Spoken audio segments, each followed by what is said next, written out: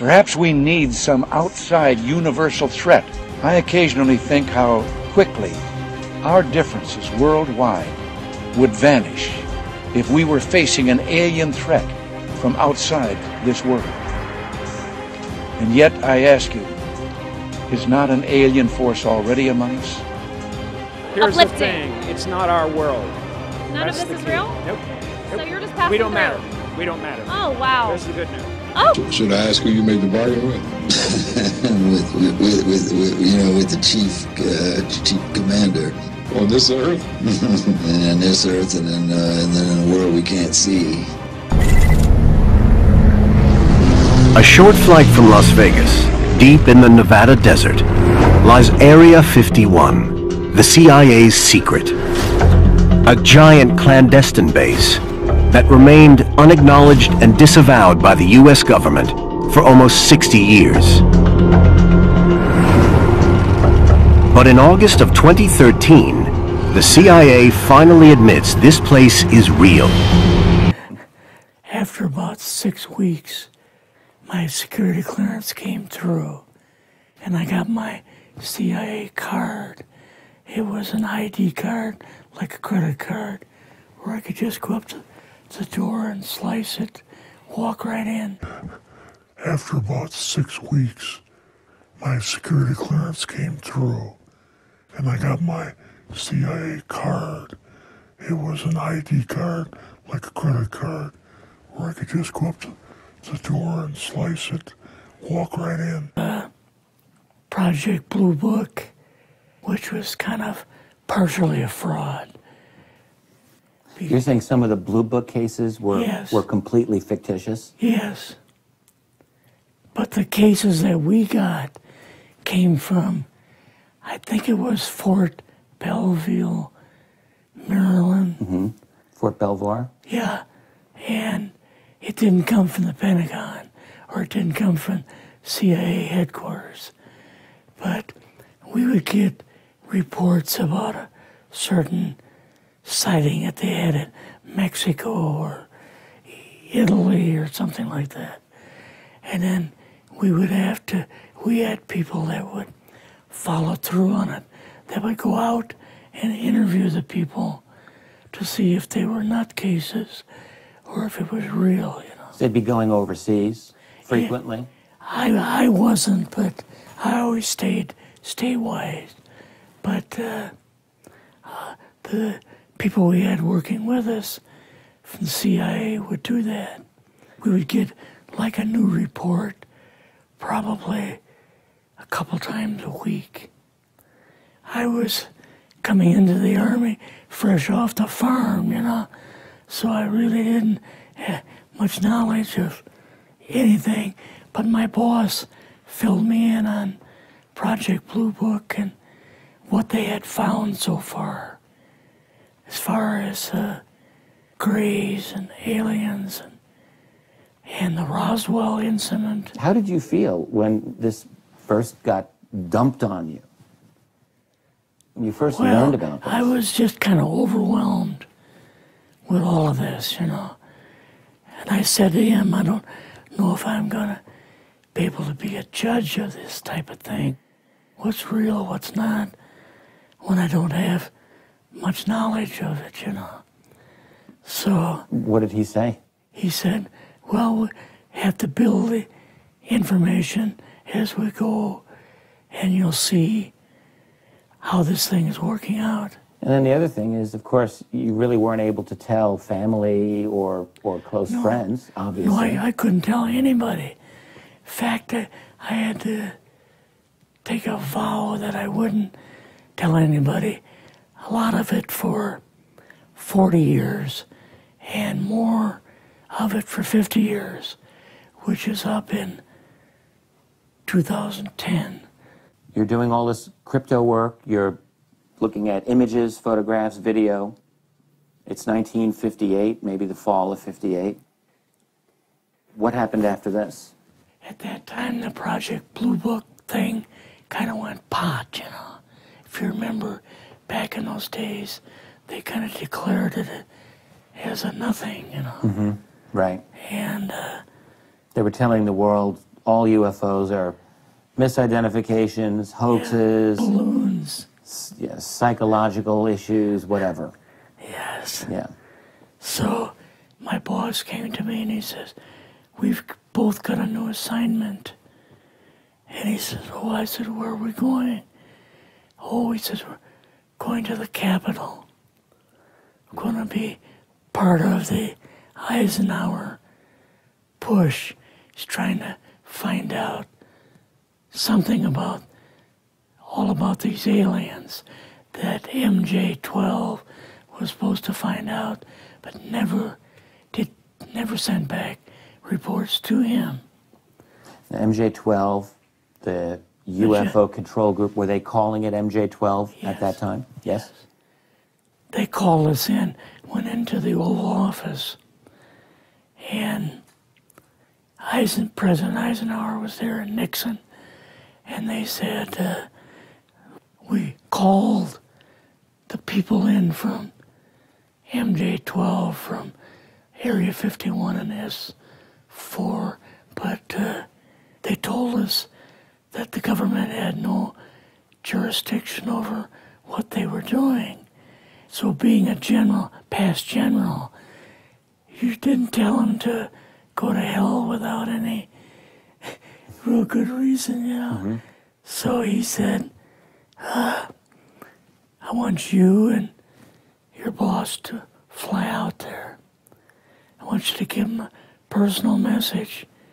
And he says, I want you to tell them, whoever is in charge, tell them that to get in, they have this week, coming week, to get into Washington and to report to me. And if they don't, I'm going to get the First Army from Colorado, and we're going to go over, we're going to take the base over. I don't care what kind of classified material you got. We're going to rip this thing apart. Eisenhower was going to invade Yes, Area 51. Yeah, with the First Army. So you go out with your superior. Yes. You fly out. You land. What happens? Can you describe this whole process? What you saw? It took us the 13 or 15 miles south to S4 and like different garage door openings. Okay. And in these garage door openings, they had like different saucer crafts. The very first one had the Roswell craft in. It was kind of crashed up, but apparently every alien that was in it died except for a couple. So you see the Roswell craft, and what are some of the others that you see? Well, the Roswell craft was really strange because it looked like real heavy aluminum foil. We could rock next to it, and you could rock it.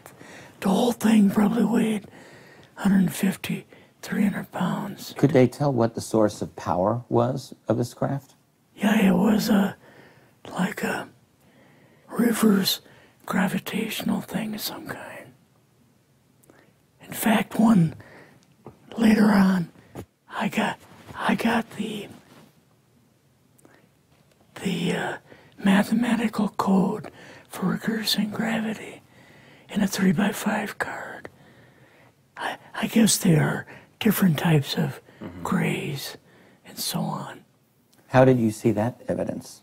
Well, at the later on at S4, we viewed the autopsy film, and then the colonel said, what we've got in here is we're interviewing a gray alien.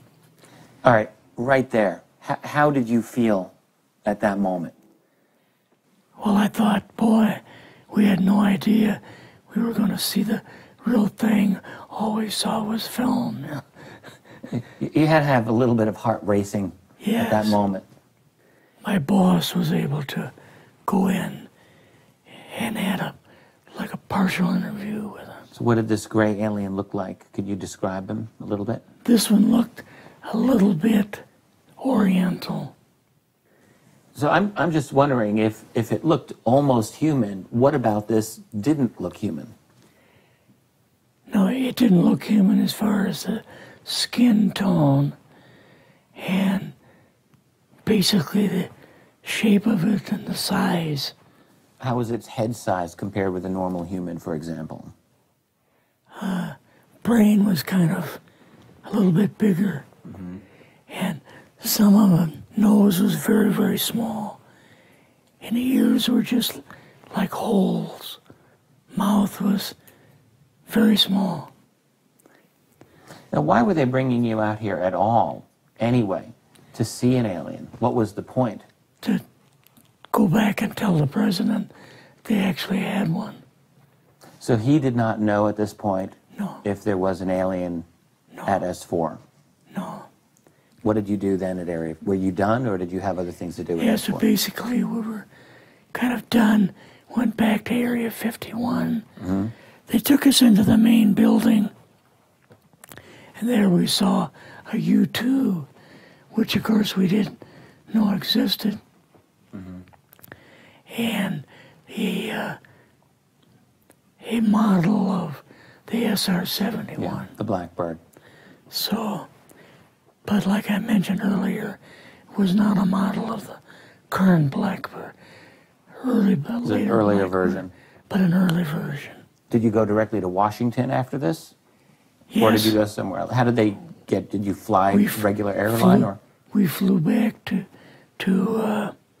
the commuter plane back to the air base, and then took President Eisenhower's Lockheed Electra back to Washington. You and your supervisor, Yeah. superior officer, and now you're meeting with the president? Yes. Can you describe this? Well, we met with him in, the second story of the old OSS warehouse building. And Eisenhower and Nixon were there, and also Hoover was there. So he asked us what was going on, and we told him about the alien, the whole situation, and the black projects and so on. And he was just totally shocked. He appeared for the first time to be worried. Mm-hmm. You know, like he was worried. I would think that Eisenhower would, I mean, he certainly knew that flying saucers were real. Yes. He knew that there were aliens. So I guess I'm just wondering, what would he have been, really surprised about? Surprised about the black programs. Eisenhower said, got to keep this thing completely secret. You know, can't talk about this. Your actual name is, the name you grew up with, that was a different name than what you had in the... I never used it in the CIA at all. Now, what about today?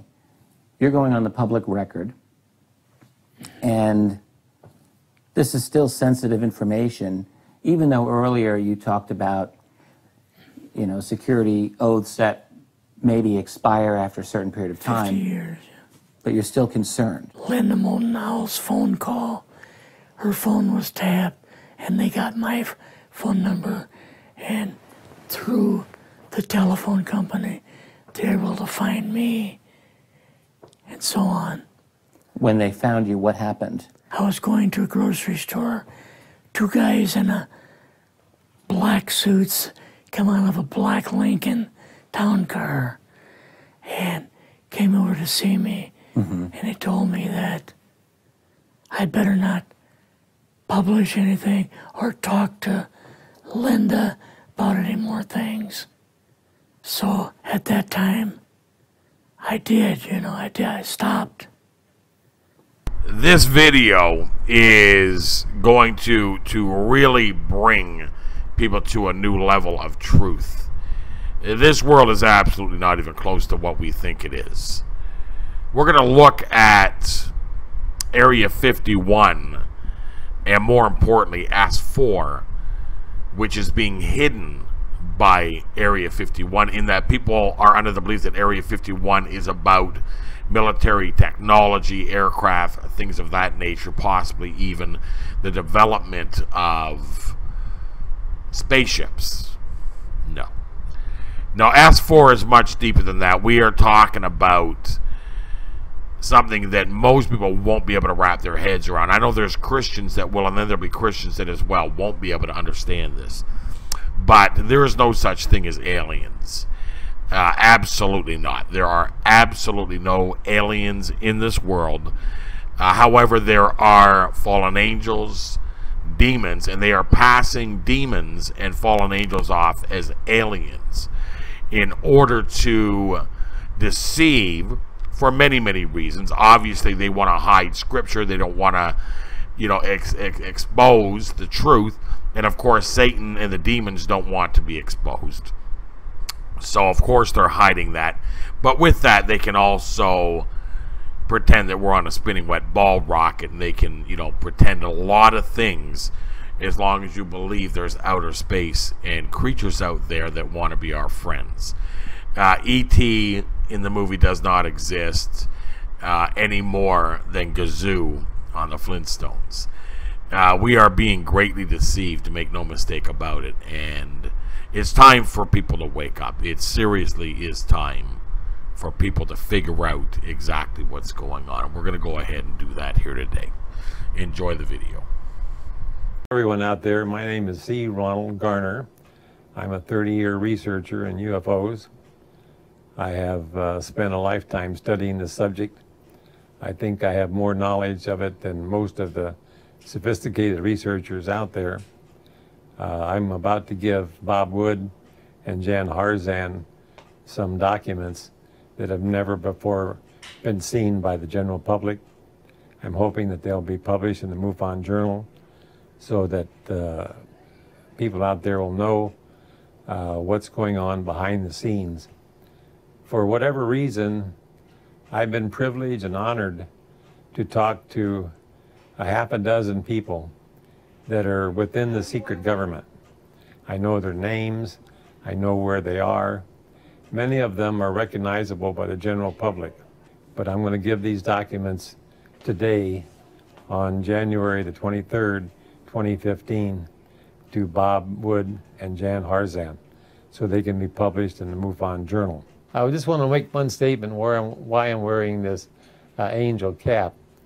It's a code image for people in the secret program. Those of you out there who know its meaning, you know its meaning. A little bit of background about myself. When I was a teenager, a neighbor gave me a book called Flying Saucers Have Landed by George Adamski. And that just took my interest, and I was fascinated up till this day. When I was 18 years old, I married a woman who was a trance medium. And she brought through people then that I didn't know, but I subsequently, my later years, realized that they were entities from other star systems because she spoke different languages. She was different syntax, totally different person. That was a major experience when I was married to her for 10 years. She was an astrologer for major Hollywood people. So I became an astrologer, her assistant, making charts and so forth. And she was doing these readings. Another major turning event was in 1983. I was working for a mortgage company in Beverly Hills, and the woman manager and I went to lunch one day, and she said that her brother worked at Area 51. I said, "Oh, really? I'd sure like to talk to him." And she said, "Well, I'll try and set it up, but he's a little funny about talking to anybody." There was a white van circling his cul-de-sac, so he was afraid he was being monitored and he would never agree to being interviewed. But what I just said was direct from his sister. Well, she'd have no reason to lie to me or to play games anyway. It was just a casual lunch conversation. So then, and I go to Vegas a lot. I have some European friends there. And in '89, when Bob Lazar came on CBS talking about Area 51 S4, that really got my attention with George Knapp. And so there was another confirmation of Area 51 S4, you know, totally separated.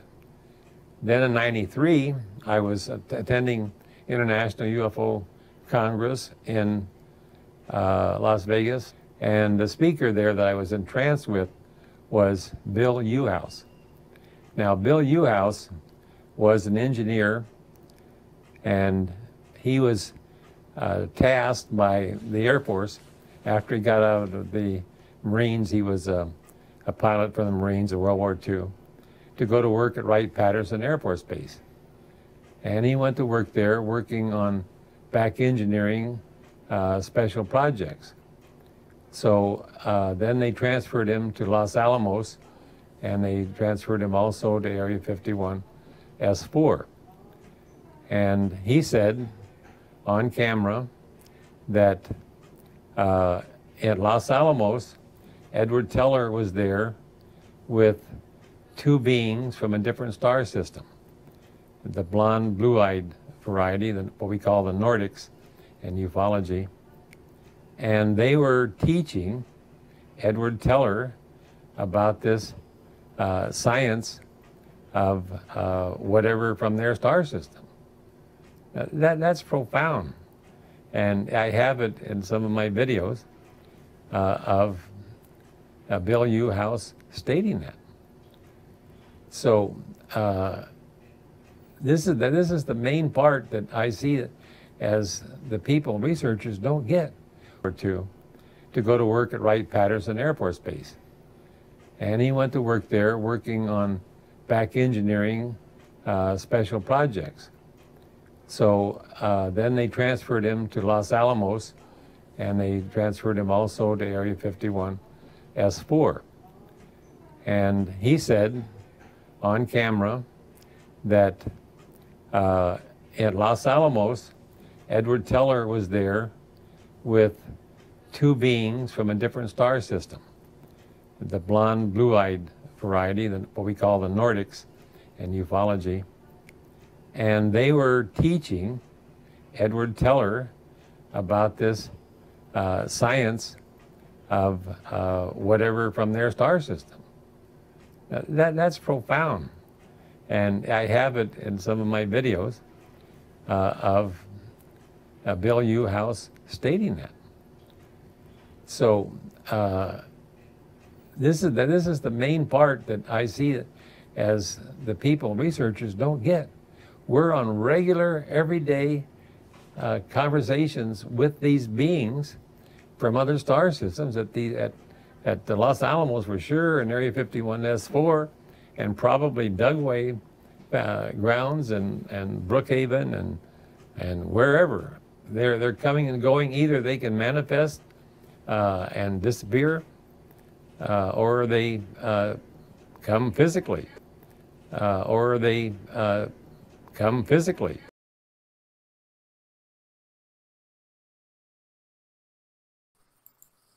Be strong in the Lord and in the power of his might. Put on the whole armor of God, that ye may be able to stand against the wiles of the devil. For we wrestle not against flesh and blood, but against principalities, against powers, against the rulers of the darkness of this world, against spiritual wickedness in high places. Wherefore take unto you the whole armor of God, that ye may be able to withstand in the evil day, and having done all to stand. Stand therefore, having your loins girt about with truth.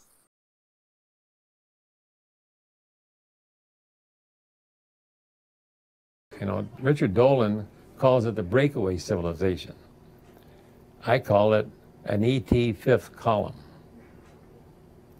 Now, if you just get that concept in your mind, that we are being influenced in our finances, in our wars, in all of these various things by people not from this star system. And that's what needs to be researched. And in my books and videos, I touch on it in various ways. So I'm hoping that this interview will spark other in-depth researchers out there to pursue this line of thinking. And I can give some hints here along the way. I'm going to be doing that in a few minutes, of where to look and who to ask. So that leads me into information that I'm going to hand to Jan Harzan right now. This is a compilation of the current members of Majestic. It's on my website and it's in my book, but I just want people to know that I'm handing this to him. We'll talk more about that later. Now, the other thing that I need to bring out early in this interview is that the Europeans have their equivalent of Majestic 12. It's called the Committee of the Majority. And I have all their names right here in my hand. Now, some of the Majestic people in this country are on the same list that I'm going to be handing Jan Harzan. These need to be published in the MUFON Journal because for some reason, I don't know why this is, but there seems to be more intense research in Europe than the United States. And that's because the secret government doesn't have as much control. That's my opinion. Exactly. Yeah. And this email was sent to me by one of my insiders. I'm going to hand this to Jan. He can see the date on it. It was January the 27th, 2005. And the handle for my contact, he calls himself Nobody Nobody. And at that time in 05, he was in England. I don't know where he is now. I've lost touch with some of my contacts due to my illness. Now, at this point, I'm going to name several of the current members of Majestic. I think that people out there will be surprised, but they are the current members. The number one member is J. Michael McConnell. He was Director of National Intelligence for former President Bush. When Bush left office, Admiral McConnell left also. I have him on video number 3 on my website when McConnell was being interviewed by Tim Russert on Meet the Press. And I have a voiceover that explains that McConnell is the soul of Majestic. He's a moral compass of Majestic. He tries to keep them in line, the other 11 members. He doesn't always do a great job, but he tries. He's an honest person. The other people on this that I'm going to name right now are not the greatest. Number 2 in Majestic is Vice President Dick Cheney. Cheney knows all about this. He was at Area 51 S4 when Dr. Burish was taking tissue samples from the J-Rod and was there at various other times. He actually has his own one-bedroom apartment. All 12 members of Majestic have their own one-bedroom apartment. I have diagrams of that apartment. It's a step-down living quarters, and they have closed circuit everything naturally.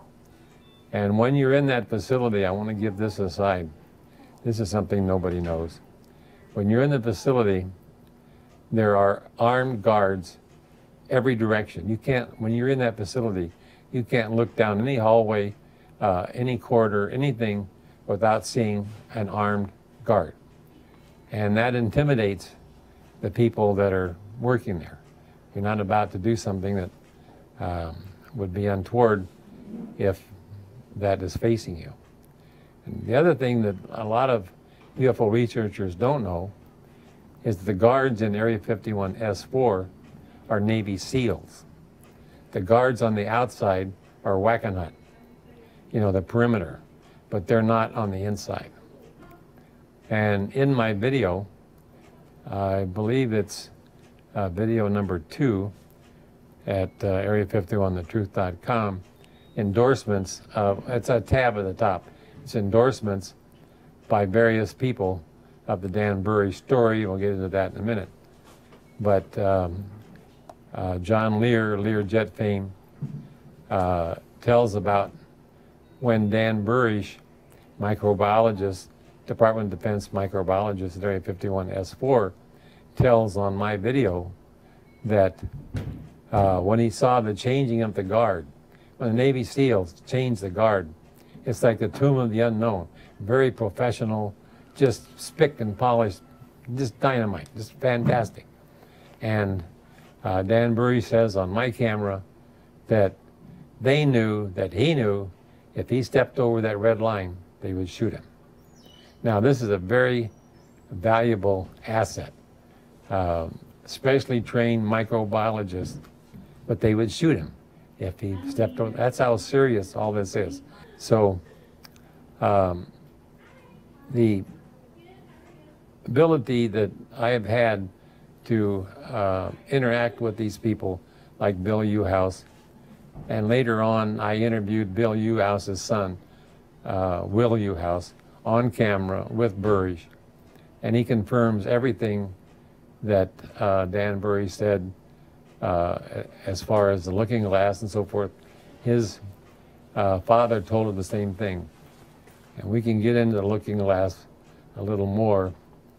That's a device whereby the secret government can see the past or the future. Not exactly, but approximately. And it can also act as a teleportation device. If it's angled at a 90-degree angle, it can be used and has been used as a teleportation device. Now, I have some schematics of that. I'm not a scientist, so I don't know how it works, but it has special gases, argon, krypton, different things, and with lasers. And I have 3D drawings that Michael Schratt did of this, which is another quick story I need to explain.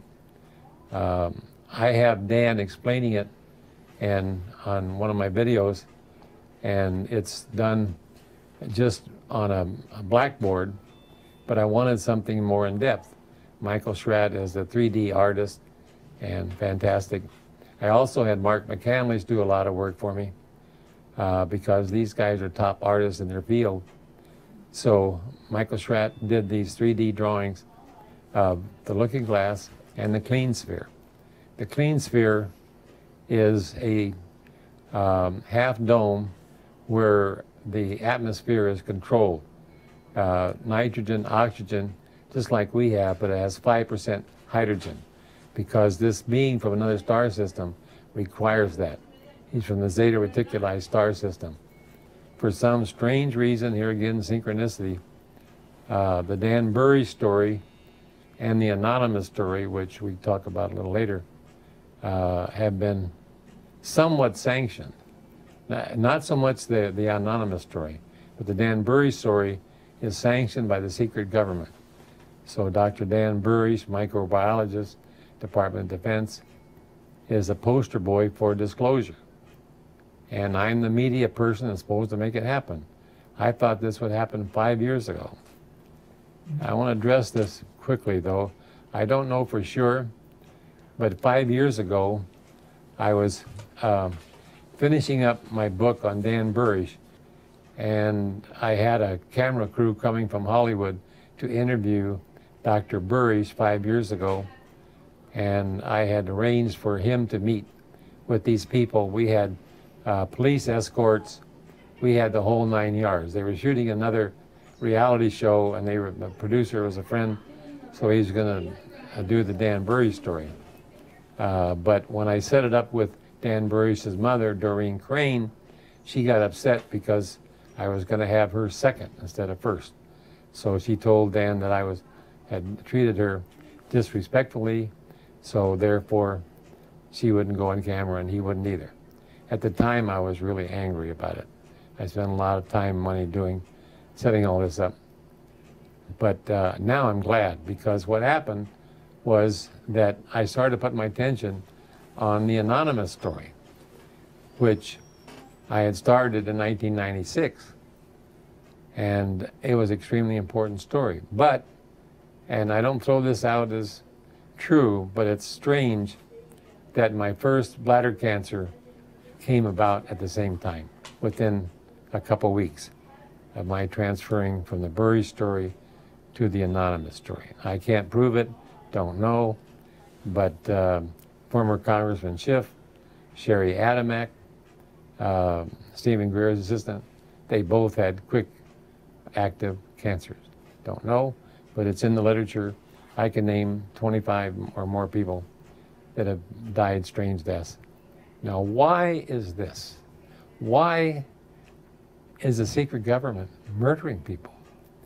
The first one, which we can talk about in some depth, is the first Secretary of Defense, James Forrestal. Now, he's thrown out of the window at Bethesda Naval Hospital. I mean, nobody believes the suicide story, that there was some kind of a belt wrapped around the radiator and tried to hang him. The whole thing is totally crazy. But Anonymous says that he saw in the CIA files at Langley that on the windowsill was scratch marks where Forrestal was trying to hang on. He didn't try to kill himself. Now, what could there be in all of this lore and literature that for over 60 years, they've been murdering people? And this is directly from Anonymous and from the CIA files. So what I think that is, and this needs to be pursued big time, is that Anonymous says, and I know this will rock the world, but the Allied powers won the low-tech war. They lost the high-tech war. What does that mean? That means that Hitler and his cohorts had back-engineered craft in the 30s. There's a book, which I don't remember the name, History Channel had it on there, where there was a UFO landed in the Black Forest. And then, according to Anonymous, back to channelers, the Germans had these channelers.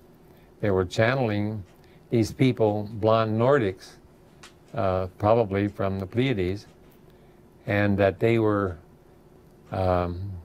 teaching the German scientists how to build anti-gravity machines. And I know this is controversial. When I brought it up at different meetings, people said, oh no, they didn't do that. UFOs and Nazis, come on. But if you just think logically, Hitler was a half-baked painter. He was a corporal in the guy was a nothing. How could he be inspired to do what he did? Well, I lived for 10 years with a channeler, and I tell you, when you hear these beings coming from another star, from some other dimension, talking to you, it's impressive. And so my humble, informed opinion is that Hitler was talking to these people. It's documented that he had a huge library of occult literature. Now, I have it from several sources that Rockefeller paid a lot of money to the historians not to put this in the history books. So if we can get this story out, all the history books have to be rewritten. Mm-hmm. So let's fast forward to 96. In 96, I was working for a publishing company in San Diego, and I went to lunch with one of my fellow employees, and he told me at lunch that his father-in-law had worked at Area 51, and been a cryptographer for the Army. And he had also been recruited by the CIA. So I said, boy, we got to talk to him. But he didn't want to talk. This is in '96. But I realized that this was too important and that his life was threatened, his family was threatened. Back to the same thing. They're threatening people. We'll get into why I think it's happening. I think I have the Rosetta Stone of this subject. And the son-in-law, my friend, I have in the book a code name for him, but he said that he would work with me, and so I called Linda Moulton Howe. She was in Philadelphia at the time, and she went to who I'm now calling Anonymous. She calls him Cooper, Stein. He has many different code names. And went and stayed at his home for 3 days and audio taped him. There's 11 90-minute tapes that she taped of him, and she put it up on her site. And so, and that's the last time, because Anonymous asked her for her not to contact him anymore, ever again, after, I think it was June of '96. So she actually went on Coast to Coast and played some of that audio with Art Bell. I think it's archived. And Art Bell is blown away. He's saying, Linda, this is the biggest story ever. But I pursued this for over 15 years with the family. And in 2010, his final secrecy oath expired. So I was at lunch with the family, Christmas lunch, in 2010, and they said, finally, you can go public with it. So in 2010 till today, I put together this book, and it's just called Anonymous. And it's basically Linda Moulton Howe's interview, but I went through every page of it and made certain changes with Anonymous that he demanded be changed. That's a long story why that is, but he wrote out his memoirs. I have his handwritten memoirs. He doesn't own a computer. He's not into anything technical that way. He's good at cryptography, but that's another story. So that's what the book is, annotated and enhanced by my working with his family. It's an absolutely true story. My book right now, which is #1 on Amazon, Alien Disclosure at Area 51, I have, in the appendix, I've added the current members of Majestic. So I've named 2 of them, Admiral McConnell and Dick Cheney. I'll name a 3rd one, Greenspan. Now, naturally everybody says, how do you know it's Greenspan? I'll just give you a little vignette of something that I learned along the way. The people in the Black Ops, I mean, they gossip. You know, people in the Secret Service gossip about Bill Clinton, what he's doing. I mean, that's what they do. You know, they're just people talking about things. And so back, I don't know, it was 6 or 7 years ago, Greenspan, in case you don't know it, is married to Andrea Mitchell, NBC, about 20-some years his junior. So Dan Burrish was telling me that the people in the Black Ops were kidding around about that Greenspan and his wife were in the hot tub and he threw his back out. Now that's just me talking to somebody in the black world. Then on TV the next day I see Greenspan in a wheelchair. Now, that's just a little vignette. But I've told Linda Moulton Howe, I've told Stanton Friedman, go try and talk to McConnell. Nobody will do it because everybody has their books, their videos, whatever their shtick is, they want to promote that. they don't, you know, I'm hoping that this will open the door to some other people. Now, the other one that you need to know about is about Henry Kissinger. Henry Kissinger knows all about this. He has his own, all of these people on Majestic have their own apartments, one-bedroom apartments at Area 51 S4. I have drawings of it. And so if there was a full court press by some serious journalists, then somebody is going to crack the code. And I think the one that's most logical is Admiral McConnell, because someone told me that someone had asked him about Dr. Dan Burrish if he knew him, and he just smiled and walked away. So that's neither confirmed nor denied. That to me is an admission.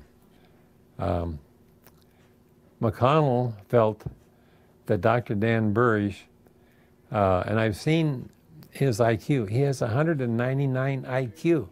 I've seen it by the top Army psychiatrist.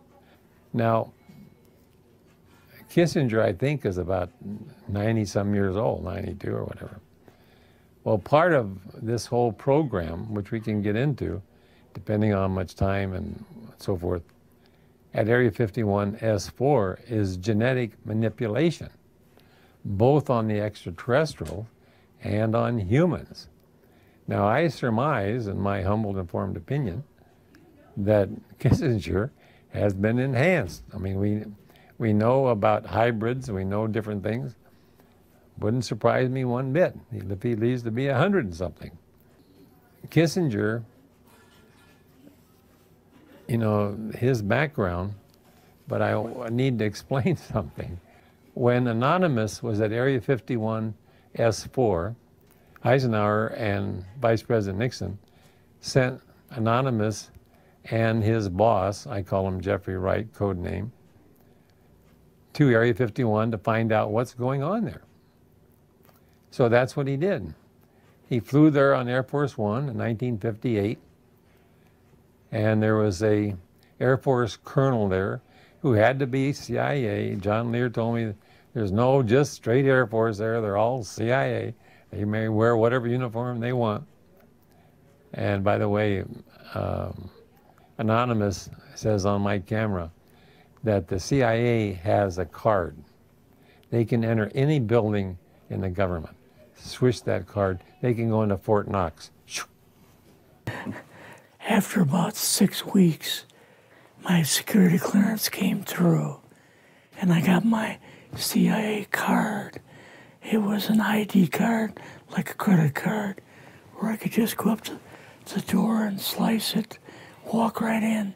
Anonymous and his boss talked to this Air Force colonel and says to the colonel, the President of the United States wants to know who runs this place. And the Air Force colonel, codenamed Jim, had a little tag on his shirt, you know, Jim. Nobody used a real name. That's one of the main reasons Anonymous is alive, because he used different names. But that's another long story. So Air Force Colonel Jim says, well, I guess I am. But the real people, now get this, ladies and gentlemen, that run this place right now are at the Bohemian Grove. Now, what does that tell you? All the big high mucky mucks have this ritual every year. Kissinger there, you know, all the big shots. Doing what? Paying homage to an owl.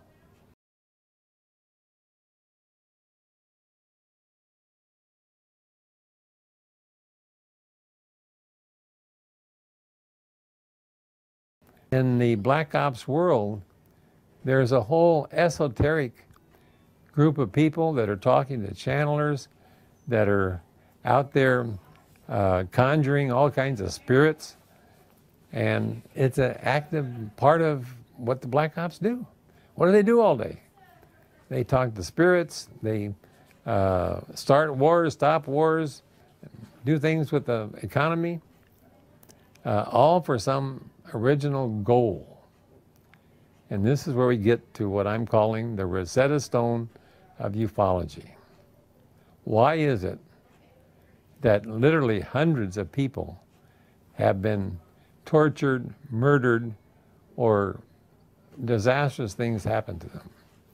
What could be behind this? 1949, James Forrestal, the first Secretary of Defense. This is 49. This is, 2 years after Roswell. What could have been known 2 years after Roswell to take him out? Well, what I think is that there is a secret government. Richard Dolan calls it the breakaway. I call it the fifth column. Why do I call it that? Because what Dan Burish says to me on camera, it's in my videos, that the J-Rod person, the being that was at Area 51 S4 for over 50 years, was called the ambassador.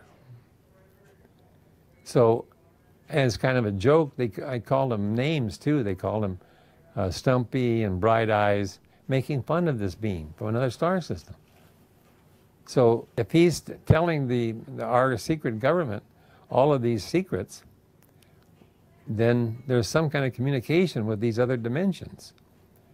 And Dan Burish, being such an intelligence person, was tuned in to this J-Rod person because the J-Rod was on a ship that Dan Burish was abducted into when he was 9 years old at Mayberry Park in Lakewood, California. So they had a communication going on. And part of what Dan Burish's job was to take tissue samples from this being because he was suffering from a neuropathy disease. And Dan Burish, microbiologist, would take the tissue samples with a special gun, send it up to the biologists, the cultural people upstairs, change the genome, send it back down through a special tube so there wouldn't be any contamination, reinsert it into the J-Rod. And they didn't cure the neuropathy disease, but they did improve it. And it's interesting that Bob Wood is sitting in front of me right now because he's written a great book called Alien Viruses. Now, why is it, one of the reasons that the Black Ops have kept this a secret all these years is because some of these beings are toxic. If you handle or get near them, you can die. Now, these Black Ops can't come to the general public and say, well, sorry, folks, some of these people are dangerous. And when I've given a few talks, I mentioned your book. In fact, I have it in one of my videos, Bob. And I mentioned that Dr. Roger Lear and I went to Virginia, and there was this creature down there. There was 4 of them that were captured by the local firemen, then turned over to the Army. And those creatures are big eyes, protuberances on the head, sort of a reddish complexion. And so Roger Lear and I went down there in the mid-90s to try and interview this orthopedic surgeon that had operated on this being. The being in Virginia, Brazil, and John Mack went down there also earlier than Roger Lear and talked to the 2 girls that saw the being, talked to the girl's mother, interviewed him. And I've talked to Danny Sheehan, who's close to the family, and has said that he thinks that he can get us footage. So anyway, what the plan was with Roger Lear and I, when we went to Brazil, we had a really good time down there. The people in Brazil are just wonderful. Was to interview this orthopedic surgeon that had operated on this being. Because a year before, Dr. Roger Lear had gone down there on his own with A.J. Gavard to translate, and he interviewed this orthopedic surgeon. What he said was, A.J. Gavard set up this meeting with the orthopedic surgeon, and this is basically what the orthopedic surgeon told him, is that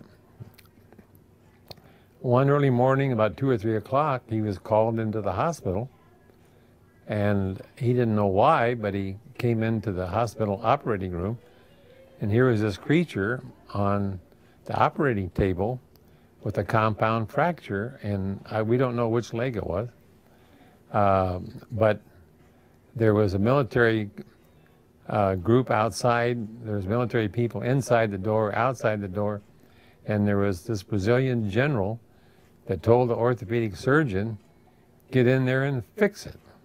That's what military people would say. Just fix it. And the guy's got a broken leg, just fix it.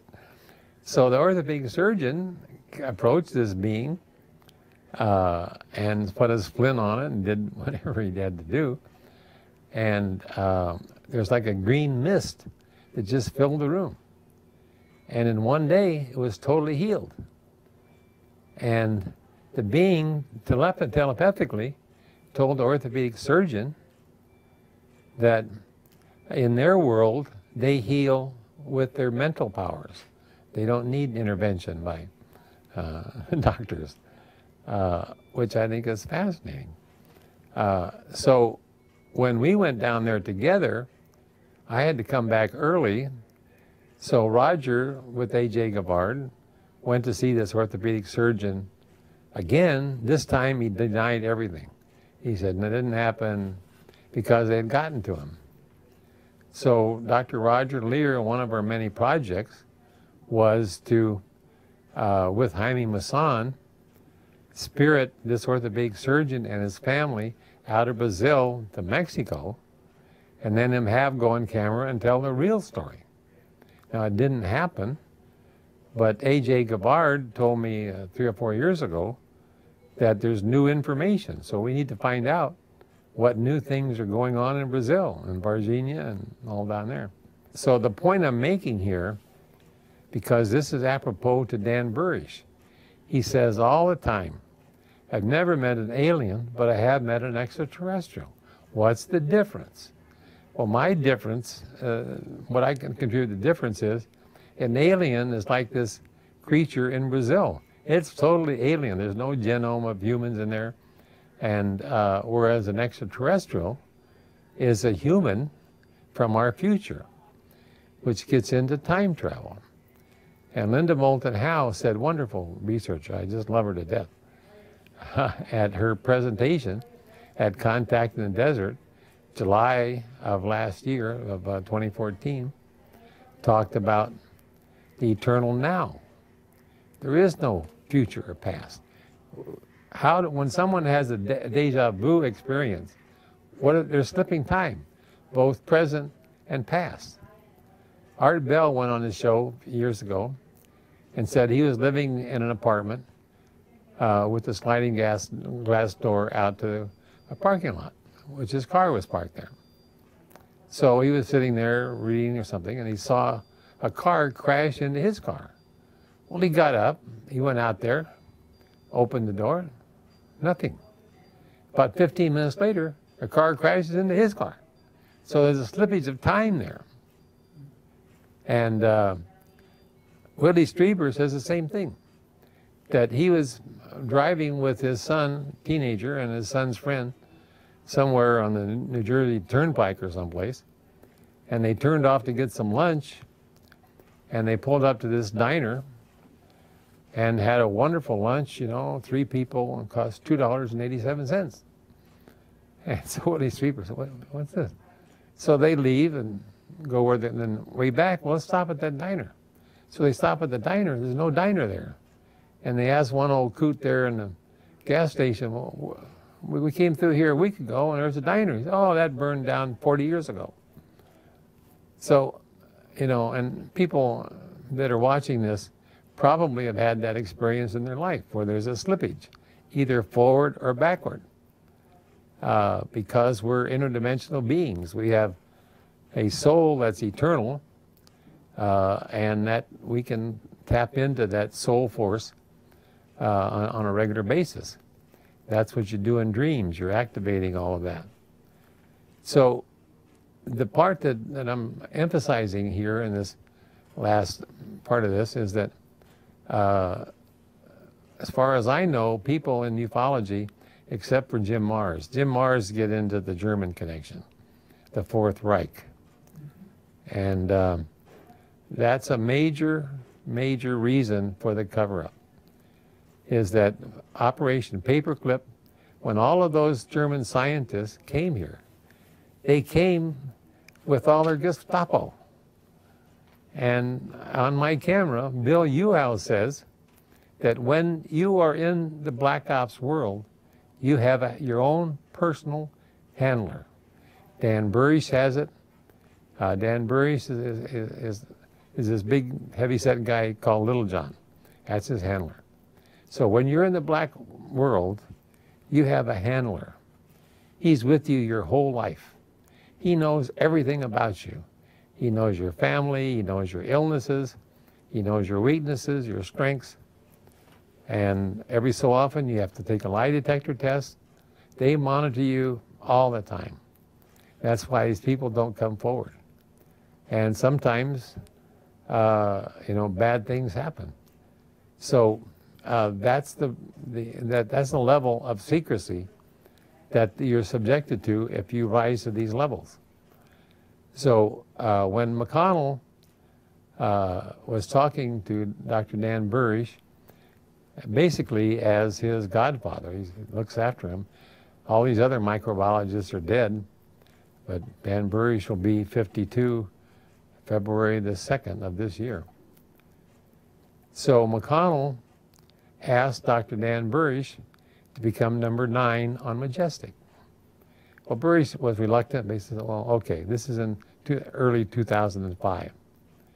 So they had a meeting, and that's the same time frame that I got that email that I just gave to you gentlemen.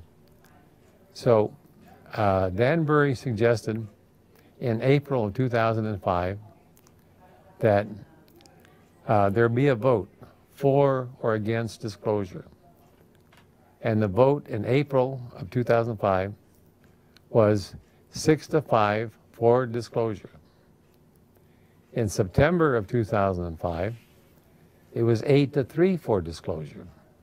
Now, I don't know who's for and who's against, but that vote was taken. And when those votes were taken, they're never reversed. So the next logical question, if in 2005, why isn't it revealed? I don't know for sure. My opinion is that, and my information is that there's a time frame. There's different time frames. And the ET people, at least this main group, the J-Rod type people, the Greys as we call them, numbers are everything. So that's why Dr. Dan Burisch was 9, because 9 is 333, and that's the whole significance.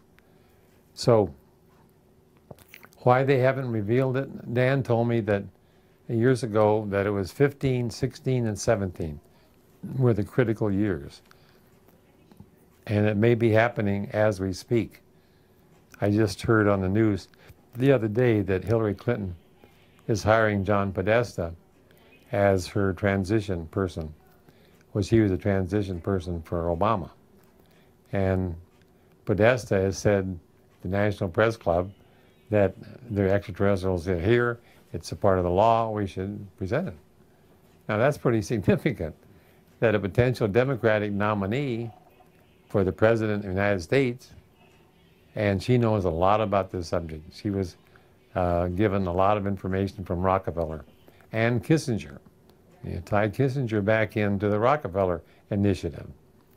And so I've held this information back. I haven't told anybody till here the last part of my life. I don't know how long I got, but the best, whatever I got, I'm going to try and get this information out. The 30 years that I spent on it were very valuable. I'm very pleased and honored to the people from the inside the secret government have been able to get this information to me. They knew that I was an honorable person, that I would disclose certain things, hold other things back.